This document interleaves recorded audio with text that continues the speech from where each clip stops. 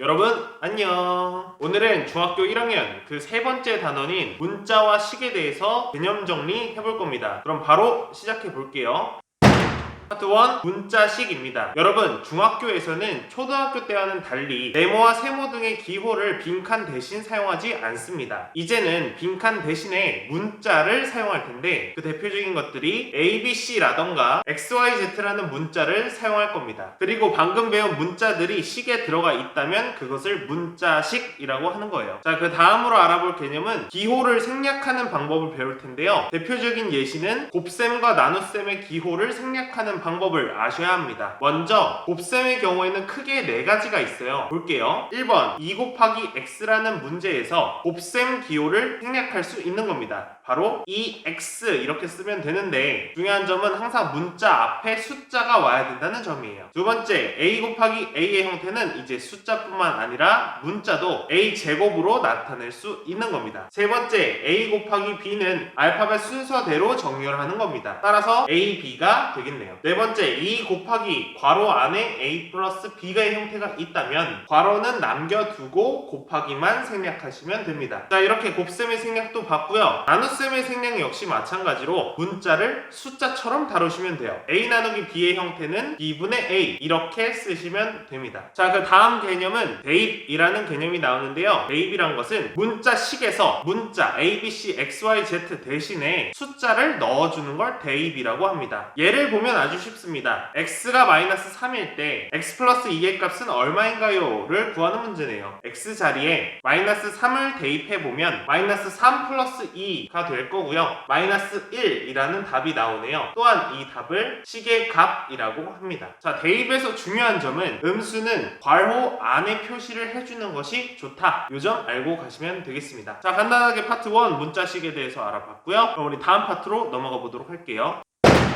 파트 2 다항식 그리고 1차식입니다. 파트 2에서는 처음 보는 개념들이 많이 나올 건데요. 이 개념을 보고 뜻도 알고 적용도 시켜보실 수 있어야 합니다. 그럼 바로 알아보도록 합시다. 첫 번째 개념은 항입니다. 항은 수 또는 문자로 이루어진 식을 항이라고 하는데요. 쉽게 말하면 덩어리 같은 개념이에요. 덩어리. 왼쪽에 있는 식에서 항을 찾아보면 덩어리들을 찾으시면 됩니다. 찾아보면 이렇게 항을 찾을 수 있겠네요. 간단하죠? 덩어리들이 항입니다. 다음은 상수항이 나오는데 상수항이란 것은 항들 중에서 숫자로만 이루어진 것이 상수항입니다. 자, 왼쪽 식에서 찾아보면 1만 숫자로 이루어졌기 때문에 유일한 상수항이 되는 겁니다. 다음으론 다항식과 단항식에 대해 알아볼게요. 한 식이 왼쪽에 있는 식처럼 여러 개의 항을 가지고 있으면 그것은 다항식이 됩니다. 그런데 어떤 식이 단 한 개의 항만 가지고 있다면 그것을 단항식이라고 합니다. 즉 식에서 항이 많으면 다항식, 하나면 단항식이다 라는 것 알고 가시면 되겠네요. 자, 다음은 개수에 대해서 알아볼 텐데 개수는 숫자와 문자로 이루어진 식에서 문자 앞에 붙은 수를 개수라고 합니다. 왼쪽 식에서 찾아보면 3x제곱이라는 항에서 개수는 3이 되고 2x라는 항에서는 개수가 2가 됩니다. 이것이 개수예요. 자, 그 다음으로는 차수에 대해서 알아볼 텐데 차수란 것은 한 항에서 문자가 곱해진 개수를 말하는 겁니다. 마찬가지로 왼쪽에서 찾아보면 3x제곱이라는 항에서는 x가 2개 있죠. 따라서 차수는 2차수가 되는 겁니다. 마찬가지로 이 x라는 항에서는 문자인 x가 1개 있죠. 따라서 1차수가 되는 겁니다. 상수항은 문자가 없으니까 차수도 없겠네요. 마지막으로 동류항에 대해 알아볼 텐데요. 동류항은 문자와 차수가 같은 항을 동류항이라고 합니다. 예를 들어 보는 게 훨씬 쉽겠죠?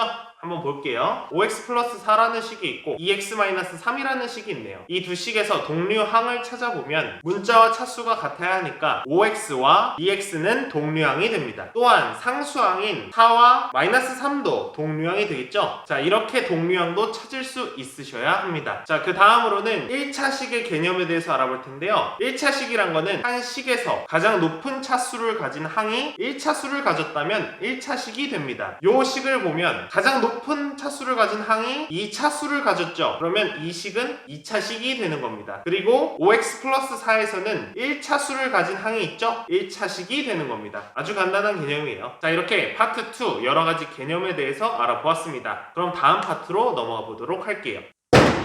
파트 3 방정식입니다. 마찬가지로 처음 보는 개념들이 나올 텐데요. 잘 보고 알아가시면 되는데 크게 외울 건 없어요. 간단히 보도록 하죠. 먼저 등식이라는 말이 나옵니다. 등식은 등호를 사용한 식이 등식입니다. 등호란 건 기호로 이렇게 쓰고요.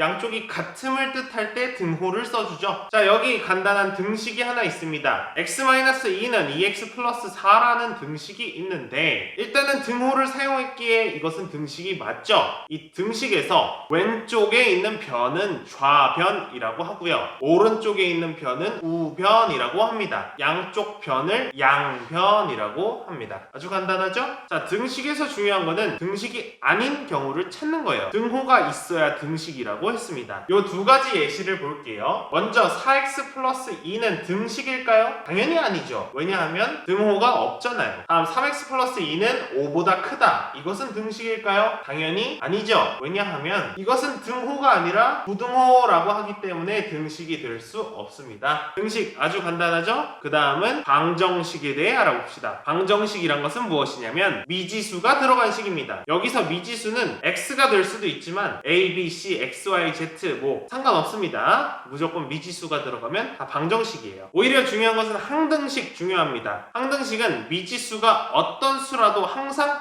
옳다, 참인 식을 항등식이라고 합니다. 이 항등식은 모양에서 특징이 있습니다. 바로 좌변의 모양과 우변의 모양이 정확하게 일치하면 항등식이 됩니다. 항등식 개념은 문제풀이에서 많이 사용되니까요. 반드시 알아가세요. 내용은 몰라도 좋지만 좌변과 우변의 모양이 같다면 항등식이 된다는 점 기억하고 가시면 되겠습니다. 파트 3는 크게 볼 게 없었네요. 그럼 마지막 파트로 바로 넘어가 보도록 합시다.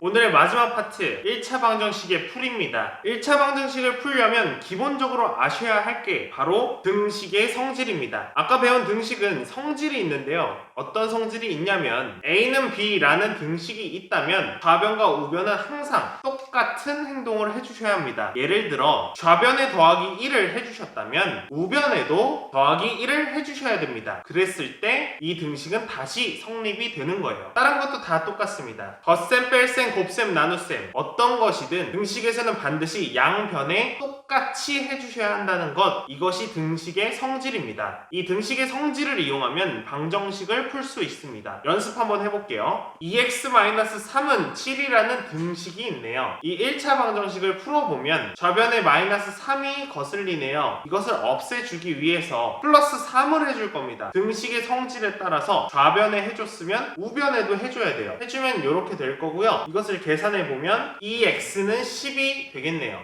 x만 남기고 싶은데 2가 거슬리네요. 나누기 2를 해줄 건데 등식의 성질에 따라 우변도 해줘야 되죠. 해주면 x는 5라는 해 또는 근을 구할 수 있고요. 이것이 1차 방정식을 풀었다 라고 하는 겁니다. 자, 이렇게 등식의 성질을 계속 연습하다 보면 어떤 등식이 주어져도 여러분들은 자유롭게 가지고 놀 수 있게 될 겁니다. 자, 그 다음으로는 먼저 이항이라는 개념에 대해 알아볼 건데요. 이항이라는 것은 등식에서 등호를 중심으로 변을 자유자재로 옮기는 것을 이항이라고 합니다. 항을 옮긴다라는 뜻이 되겠죠. 간단한 예시만 볼게요. x-3이 0일 때 이것을 이항해주면 마이너스 3이 반대쪽 항으로 넘어올 수 있습니다. 넘어올 때는 앞에 있는 기호만 바꾸시면 돼요. 마이너스 기호는 플러스로 바꾸시면 되고요. 나누기는 곱셈으로 바꾸시면 돼요. 이 과정은 등식의 성질을 통해 이해할 수 있을 겁니다. 이것이 이항이라는 거예요. 이 이항은 굳이 외우지 마시고요. 문제 계속 풀다 보면 사람이 자연스럽게 됩니다. 자, 오늘의 마지막 1차 방정식의 풀인데요. 이것은 초등학교 때 복잡한 식의 계산이랑 방법이 거의 똑같습니다. 여기 선생님이 써놓은 식을 토대로 알아보도록 할게요. 자, 3 곱하기 괄호 열고 x 플러스 1은 x 플러스 5라는 식이 있네요. 괄호를 풀어줍니다. 그게 최우선이겠죠? 풀어주면 3x 플러스 3은 x 플러스 5가 될 거고, 자, 여기서 이항의 방법을 쓰든 등식의 성질을 쓰든 좌변을 문자식만 남기고 우변을 상수항만 남겨주면 3x-x는 5-3이 되겠네요. 그리고 이것을 정리하면 2x는 2가 될 거고요. x는 1로 나타낼 수 있습니다. 자, 이렇게 오늘 문자와 식 개념 정리를 해봤는데요. 수학은 누누이 말하지만 개념 정리를 아무리 봐도 잘 안 돼요. 왜냐하면 연습이 훨씬 중요한 과목이니까요. 오늘 배운 것들을 토대로 연습 꾸준하게 여러 문제 해보시면서 익혀보시길 바랄게요. 바랄게요. 자, 오늘도 여러분 공부하느라 정말 고생 많았고요. 우린 다음에 4단원 좌표 평면과 그래프로 다시 만나도록 합시다. 특히 여러분 요새 꼭 건강 조심하시길 바랄게요. 여러분 안녕.